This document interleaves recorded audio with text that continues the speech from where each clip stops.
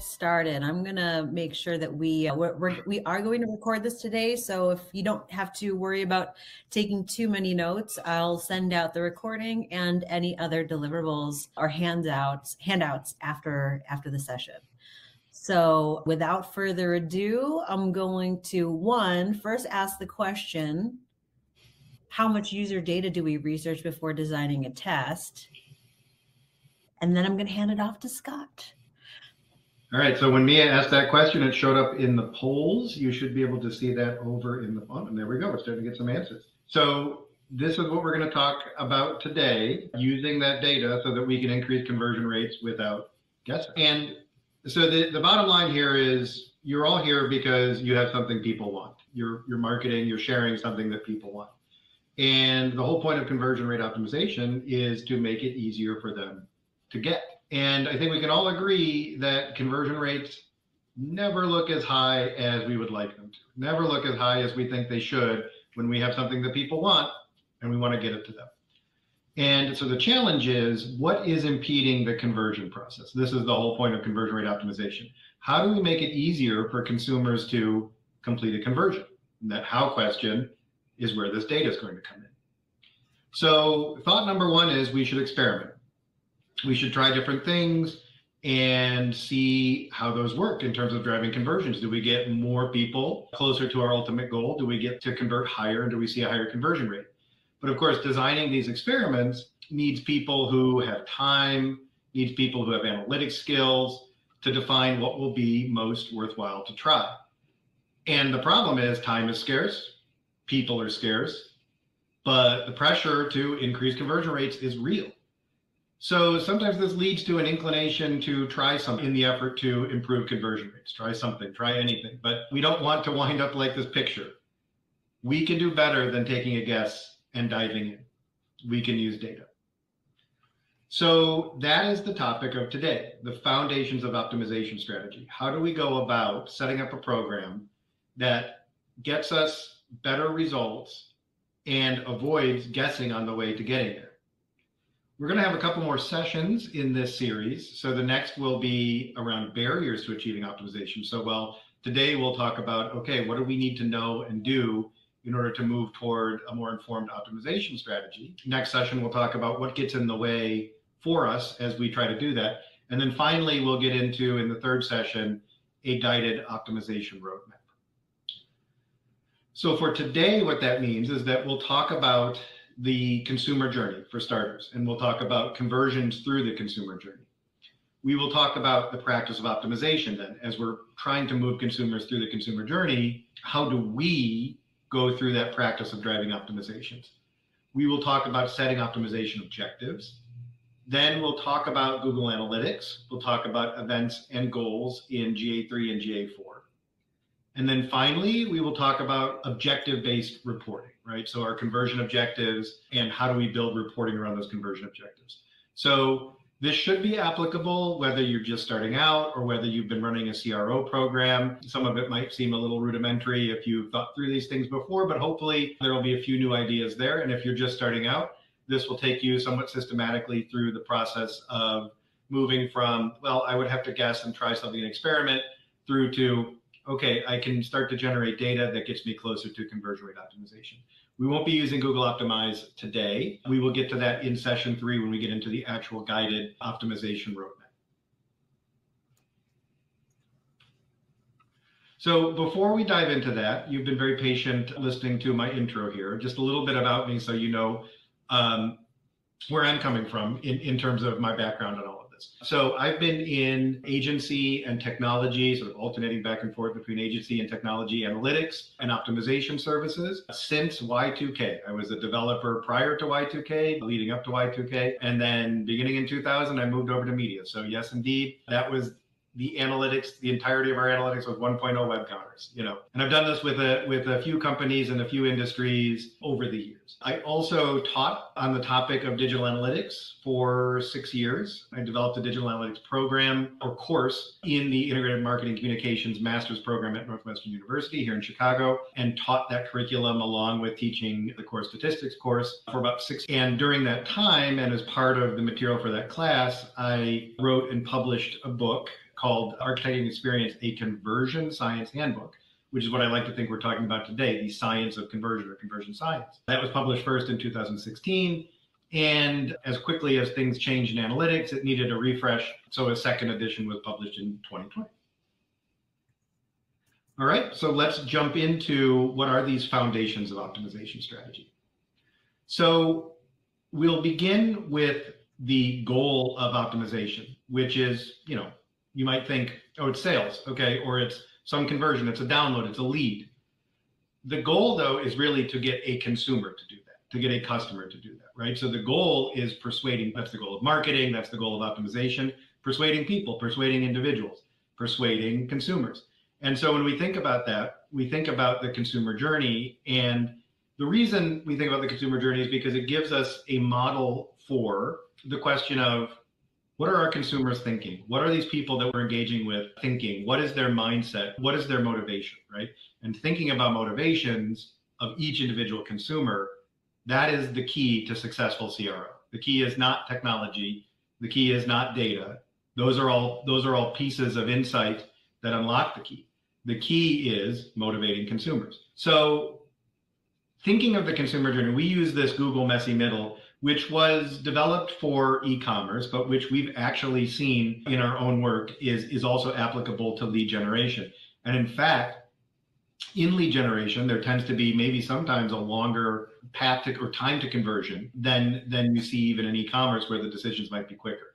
So the notion of a journey is useful for both e-commerce conversions and lead generation based conversions. And in this, in this consumer journey, we think about these four stages. The moment of exposure, right? So a consumer is triggered to consume for some reason. They're triggered to think about beginning a new journey in their own life. Maybe they want to enroll in a higher education program, or they're thinking about buying a lawnmower. It could be anything, right? But there's a trigger, there's a reason that they decide to start looking for something that they're going to ultimately convert against and hopefully with. And so at that point of their trigger, of the consumer's trigger, we want them to be exposed to us, right? They're going to have some initial exposure to the category, to the industry that we're in.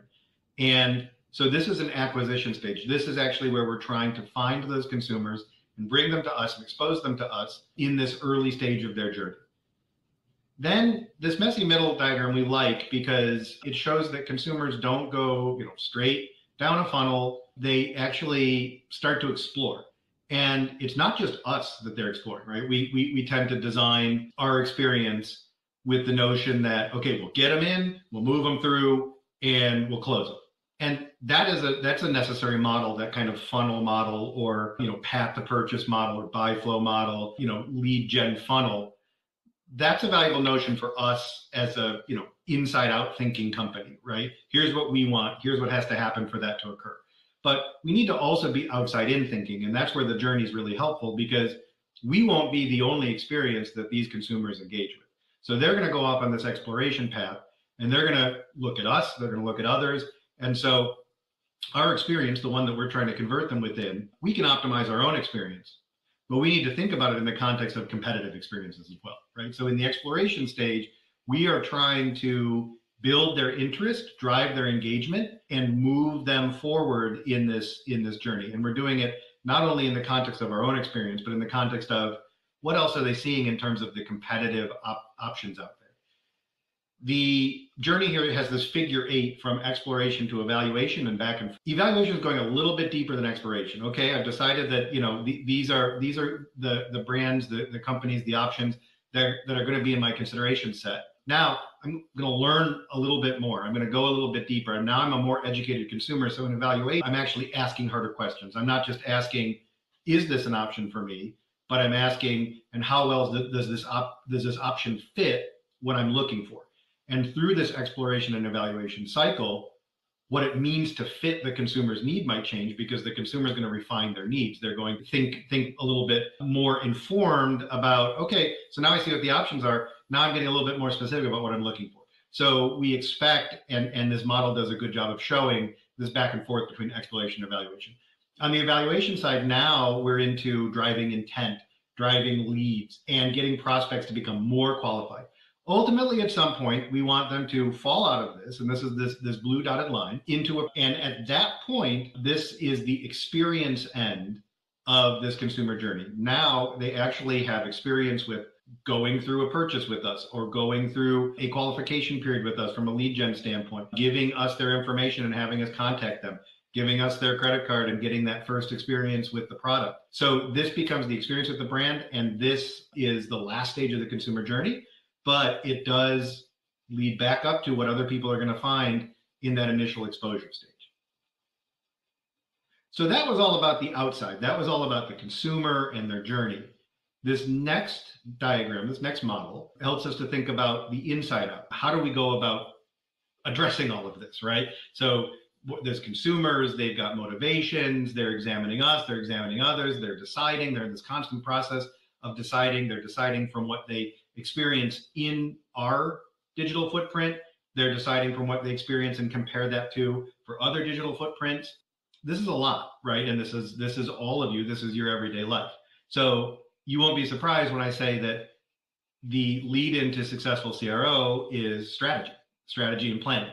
So that's what this diagram is showing. Now, this diagram was built to start with data in the middle, and it was built to help us think about, if you have data, what can you do with it? So we could begin this conversation anywhere with data in the middle. We could begin with designing the experiences. We could begin with deploying them. We could begin with research and forecasting.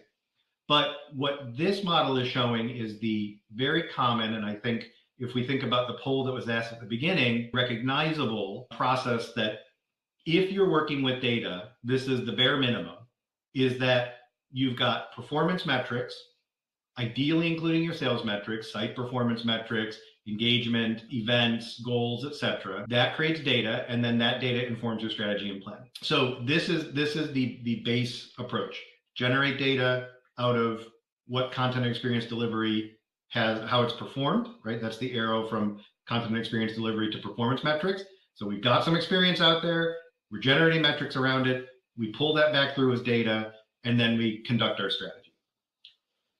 The issue here is that effective strategy and optimization plans won't come from just knowing what isn't working, right? So if we have a dashboard, the dashboard counts things, it shows the volume of things, it shows the patterns of things over time. And we're looking in a rearview mirror, right? We're seeing what has happened from the experience that we're delivering. And if we're using that method that I just showed, then we're conducting our strategy and planning from this rearview mirror, right? Okay, this number isn't big enough. Okay, this number is dropping off. Those kinds of pictures of things say, okay, so we better have a strategy to make that number go up, or we better have a strategy, to stop that from dropping. But the how of that becomes the significant question. That's the plan, right? So ideally, we also need to know, can we break this down a little bit further? So this is the behavior and context collection, right? So segments are a key context. Behaviors in a path are a key context. So can we define segments around who is and isn't contributing to those results we see in our dashboard, those metrics going up or down? Does that belong to everybody? Does that belong to only a few? What behaviors and context from each group precede or impede conversion, right? So what's happening before we see this number that's going up or down that we're concerned with? And then now we get into the research and forecasting circle here. What are the largest improvements we can predict if we fix this? So yes, this number is going down. How big could we conceivably make it? Yes, this number is too low. What should we set a realistic goal at to make it? Oftentimes those are somewhat arbitrary. We say, let's pick a number, let's pick an X% improvement. But again, we said this is conversion rate optimization without guessing, and setting arbitrary goals or saying, let's make it X much bigger because that sounds good. We want to bring a little bit more rigor in forecasting to that as well. So if you really aren't able to answer these questions above, then even with a performance dashboard, you're still making some guesses in order to decide how to fix your performance. Okay, so back to this problem. You have something people want. You want to make it easy for them to get. You need informed conversion optimization. So we're back to this funnel, but now instead of just talking about the stages in the model, now we're going to make this a little more practical and think about the questions that you should be asking around each of these stages. This is where conversion rate optimization strategy begins. How easy is it for us to find consumers, or how easy is it for consumers to find us, when they're ready to look for products or services like ours. That is a media optimization problem, but it kicks off the entirety of the digital experience. Then let's come down and over into exploration.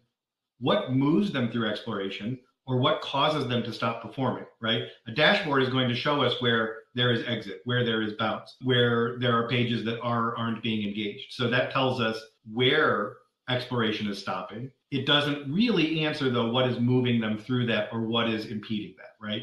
That's what we're going to test, is hypotheses that would answer these questions. Over to evaluation. What makes them willing to reach out to us directly as they move close to a decision? Again, this is where we're going to be developing hypotheses and say, okay, we see that there's not enough of us, there's not enough of them giving us their information. There's not enough of them moving through to the trial. We need some hypotheses about what will make them more willing to do that, what will make them more willing to give us information, to go a step deeper with us. These are the questions that our hypotheses are based on, and then find how easy is it for them to follow through with us and start using our product or service once they make our decision. So these are the categories of questions that we'll develop hypotheses against in each of these stages. So those questions imply that we want things to happen. And so that means that we want these consumers to continue to move through this journey. And it's important here, and this comes up oftentimes when we're talking about conversion rate optimization, and someone says, oh, but I'm strictly upper funnel, or, oh, but I'm strictly, working on, moving them through exploration or making sure that they get my content. There are no conversions in there because they're thinking that the conversion is the sale, right? And it's unfortunate that euphemistically we've decided to narrow the notion of conversion to monetary transaction. That's the only conversion, right? That is not the case at all, right? In fact, the value of thinking about conversions and what a conversion is, if you think about the standard English definition, it's a change from one thing to another, right? And in this case, conversions are anything that move your consumer from one stage to another. They convert them from the exploration stage to the engagement stage, for example. So anything that moves them through, anything that moves them along is a conversion. It converts them to the next stage of the journey. And that's what we're trying to do at each stage. Each stage has conversions that move consumers to the next stage of the journey. So conversions are not just sitting at the end of the journey. Conversions are anything that moves consumers through this journey. And so when we think about conversion rate optimization, we can think about it anywhere in this journey. And then again, the question becomes, what will be most valuable to work on first? Okay, so if you're like me, you're thinking there's plenty to fix in the answer to these questions, right? If we ask these questions, I, as a marketer here attending today, knowing, my company, knowing the journey, knowing my consumer, I can think of plenty of hypotheses in each of these categories that I'd like to try. What should I try first, or what should I try to fix first for the biggest impact? So the question I'll ask in turn back to that is, okay, well, who do you have working with you to answer these questions? Is it you? Do you have an analytics team? Do you use the analytics yourself? Do you make decisions by committee? Do you have non-experts helping you, experts helping you? So, really having a good base for answering questions and agreeing on how questions are meant to be answered is important to start with. And then, of course, the question becomes, with what? So what is the data that you have today? What kind of data would you like to have? And then with what analytic methodology? So, the looking at the size of numbers and whether they've changed over time is an analytic methodology. It's a time series frequentist analysis, right? You're looking at averages, you're looking at volumes, you're looking at sums. Of course, if you can bring a little bit of correlation to, and if you can then discover causality within that correlation, you're building a much more robust analytic methodology. And that's where we're trying to move from, seeing numbers and then a hypothesis that is largely a guess, to seeing numbers and a hypothesis that's more of a prediction. And what is a prediction? It's an informed guess to some extent, right? It's saying, I believe this will, but it has some analytic rigor behind it to say, and my model would say there's so much probability of this happening. Okay, so let's start with the objectives, right? We go back to, we have again, the consumer journey model. We need to acquire people. We want to get them interested. We want to move them through an intent stage. And then we want them to do something for our business, right? Mutually beneficial transaction. They get what they're looking for from us, and we get a sale ultimately of some sort. So let's start with objectives. What have we been told are our performance goals? This is where many objectives get set, right? CEO wakes up first week of January, first month of the year, and says, I think we can have this much more of this and that. And then you're told this is your new objective for this and that. So there are many, many cases with many, many of the clients I've had experience with in the years where there's a mandate. You know, we're supposed to make this thing this much bigger. The business says that we have to get this much more revenue, and it's going to come from this place. So getting performance goals, that is a very common source of objectives. And the question here, though, is that oftentimes we get objectives that are related to this many more leads, right? The end result, this many more sales, the end result. What we need to do then as marketers and conversion rate optimizers is work backwards and say, okay, what conversions do I need to increase before that, right? As I work backwards from that through each stage of the journey, what conversions do I need to work on? So that's really sort of the imposed on us objectives, right? We're told by the business that this is something that we need to do.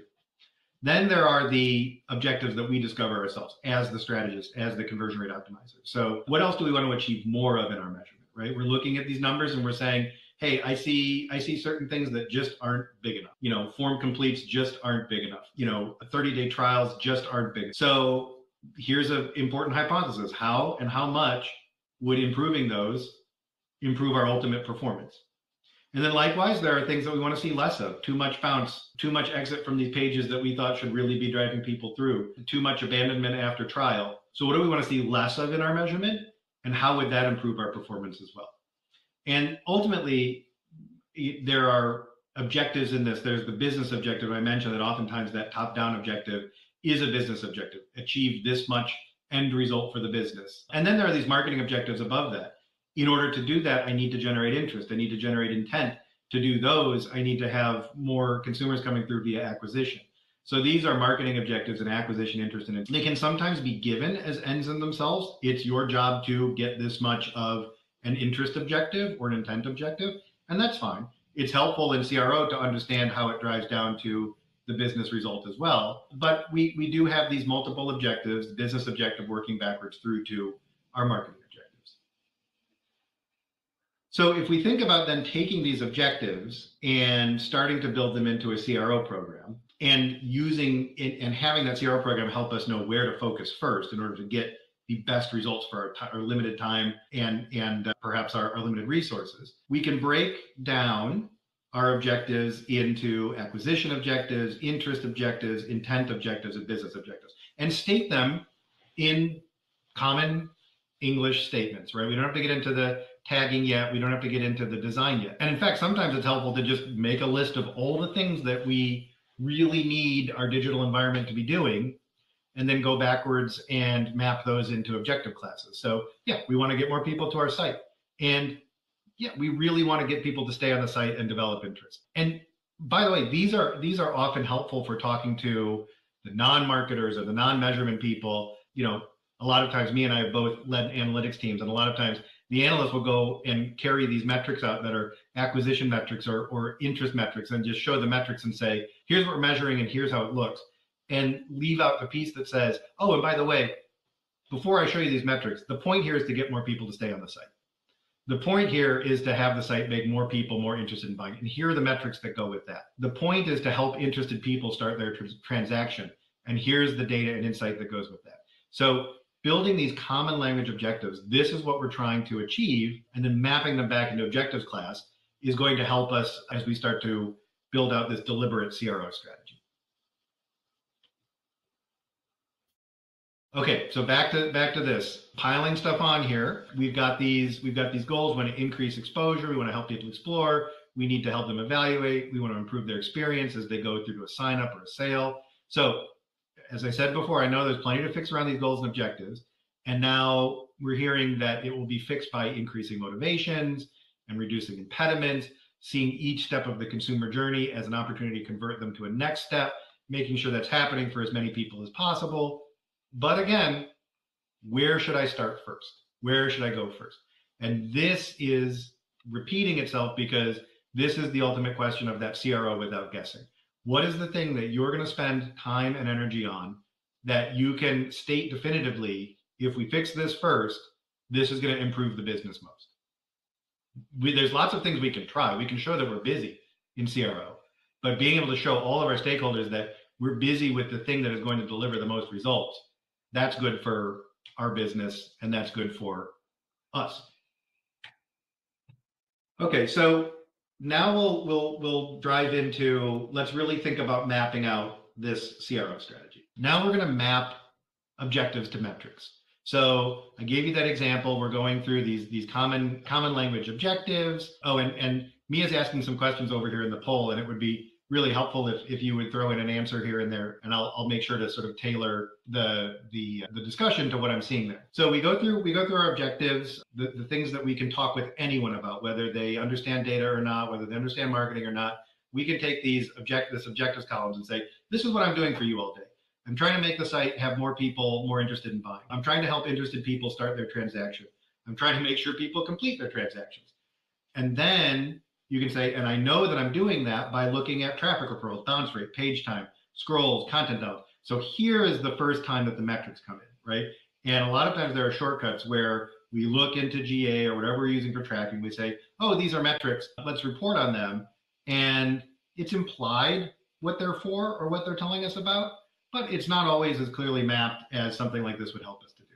So laying out what it is we want the site to achieve before we start to think about our metrics does two things. One, it keeps us from analysis paralysis, where, oh, we can measure everything, so let's just make a dashboard with everything. And then we look at it and don't really know, what am I taking away? So it helps us to narrow our measurement to those things that are most important for our objectives. It also goes back and helps us to make sure that we have listed all the objectives that we need to be taken care of and that there's a metric for each one, right? So it gives us a check in both directions. I haven't left anything off this objectives list in terms of what it's important for me to be doing. I only have data that helps me understand those objectives. I'm not looking at too much in a way that will just kind of, divert me from what might be important to look at. And for everything that is important, I have the right data for that. So helpful in that respect, doesn't take a ton of time, and it might bring a sense of order or organization and thinking to where it's felt like there's a lot before, right? There's a lot of data. There's a lot of things I'm trying to accomplish. I'm trying to pair those up. I look at a lot of things every day, and I'm trying to sort out where I should be focused. Something like this is helping to bring some order to that. And then beyond that, you go into context and correlation. So this is just an extra column that then says, all right, well, how do I want to look at this in a little bit more of a nuanced way? This is where that analysis or that, context comes in. Not only do I want to look at traffic referral, like what media sources are driving the most traffic into my experience and getting me started, but I need to look at the cost per acquisition. I want to look at ultimately the revenue per unique visitor. So here's where we list those calculated variables, transformations, ratios, and then I list segmentation all the way through here as well, because looking at each of these, adding that extra dimension of, okay, have the site make more people more interested in buying, page time. And then, are different types of people spending different amounts of time on each page? Are different types of people exiting when I see this exit rate overall, right? So segmentation as well as correlation with other metrics. This is deliberate thinking about what goes along with the thing I'm trying to do. And again, that objectives column is the exhaustive list of what you in your job are trying to accomplish that you can show to anybody and say, this really is my job. And then the rest of this is how analytics lines up with your job. Okay, as we're talking about data, I'm sure many of you have this on your mind, but we never fail to remind people because it's very much on our mind. 8 months and counting to GA Universal Sunset, and all of this data that we're talking about will have to be in GA4 come July of next year. So just a friendly reminder to have your GA4 plan in order as we talk about this. Okay, so for this data, now we've laid out our objectives. We've defined what will give us context around those objectives. Now we're going to say, okay, which of these objectives are actually goals? Goals being, again, let's use a common definition. The thing that really scores us points, right? So put very simply, goal versus assist, basket versus assist, right? Some of those objectives we set out, they're going to be assists. They're going to move things along. but they're not that threshold. They're not that thing that moves someone through. And so these goals are going to be important special objectives that these are the main things we're going to optimize against.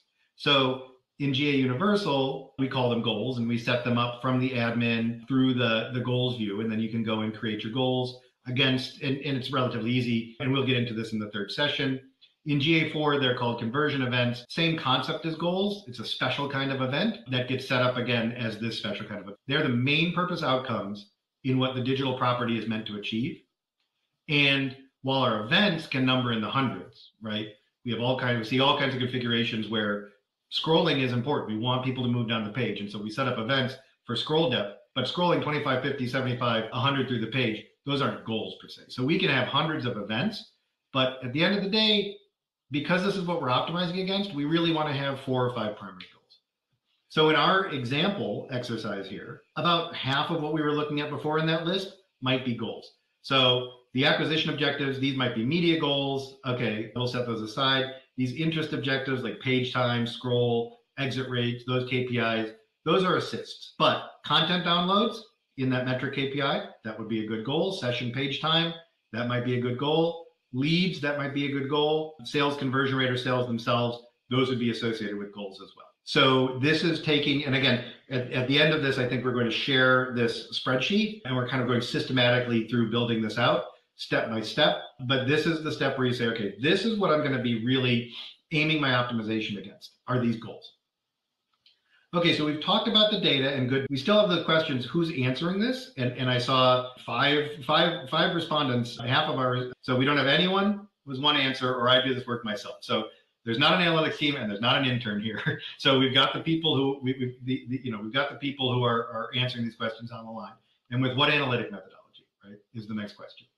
So let's talk about the analytic methodology real quick. And we just want to show you examples of ideally what a more informed oriented versus experiment oriented CRO reporting or insight analysis would look like. So here for ecom, we have a lead-in page where the analysis is telling us about 5 top findings and the estimated value from these. Remember, this goes back to that ability to forecast, that ability to find where opportunity lies, and to focus our work on where that opportunity is. Likewise, if we're in lead gen, and again, these are from different clients and different experiences with different values of the product, so the numbers are going to be different. But here again, if we look at the assist value of lead gen conversions to an ultimate sale, right? How does it increase the probability of that sale as people move through, and you attribute that back through the lead gen process? Then you can set values for each of these goals. And then you can see that if you were to increase submissions, if you were to lock these experiments in, if you were to improve some of the performance of these pages, you would increase the value at the end of this process. So this is where the analysis really should begin to shift us from, there are things I can try, I'm going to try one. Okay, that's an approach. And it may or may not be the most valuable thing to do, to beginning with, here's where the value lies in the opportunities I have to do optimization, start there. So then from that, you'd want to see some breakdowns of this. You'd want to see, okay, so that's great. You showed me that there's some opportunity out there. Let's see where that opportunity is specifically. So here, for example, are pages that are really parts of conversions and the number of page views that we get. And what if we could improve, and again, this is a problem, right? That we have some high volume pages that are getting very high exit rates and delivering very little optimization value, right? So again, points us right to, okay, here are some pages I can optimize. And if I can optimize these and drive these deeper in the funnel, I can increase my optimization value per page view. Looking at industry benchmarks, I mentioned in the beginning that it's not just our experience in the consumer journey. Consumers are shopping us around as well. So having some notion of competitive performance and looking at competitive performance can be very helpful and important, saying, okay, this is where I can work to take back some share and improve those results, knowing what is driving conversion and using that to inform doing more of that. So strong correlations between certain behaviors and outcomes. And this is where that rigor of the model comes in, going from, okay, here are things that are going up and down to, okay, here are things that are correlated. When this goes up, this also goes up. and knowing that. And then finally, we looking at the experiment, not finally, we think we have one more, but nearly finally looking at experiments that we've been running. So here are some experiments that we've tried in the past. Here is the lift that we're getting out of the navigation test, both overall and from organic traffic. We see strong lift. We see strong lift in some other tests, paid traffic. And even though this is showing control versus experiment, for example, a 1.4 versus a 1.3, a 1.4 versus a 2.7, and what's being called out here in the high-level finding is, oh, navigation test did well. We can see that the homepage demo video, the homepage social proof, these did incredibly well for paid media. So this is where that segmentation comes in. If we only look at everything, we would miss a lot of opportunity in our experiments. It doesn't look like the demo video experiment is doing much more. It doesn't look like the social proof experiment is doing much more. But if we know they came from paid traffic, then absolutely that variant on the experiment page is what we should be showing them to drive conversions. So that level of segmentation becomes key. So the who answer here is that this came, all of what you just saw was produced by the Clairvoyant AI. And this is the point of building the Clairvoyant AI, is that we know that there are people who are trying to do this themselves, trying to arrive at a guided approach to CRO that really wants and needs informed, but you're doing it yourself. You don't have an analytics team. Building correlation models is just not in the books with the time you have. Building out segmentation is just not in the books with the time you have. You know how you'd use it if you had it, but there's no assist. So everything that we just saw was just drawn directly from GA, hooked up, drawn from GA, and the AI creates the findings, creates the slides, and delivers the slides as a presentation that people like you who are running CRO programs can say, all right, I see what I'm going to do next, and I'm off to begin my experiments versus mucking around with trying to decide what to do next. It's delivered for me. All right, so that, I believe, brings us to our thank yous. I was trying to keep on time with our 45 minutes of presentation, and we will hang out to answer questions if there are any. I haven't been able to see the chat, but I'm going to pop over to that.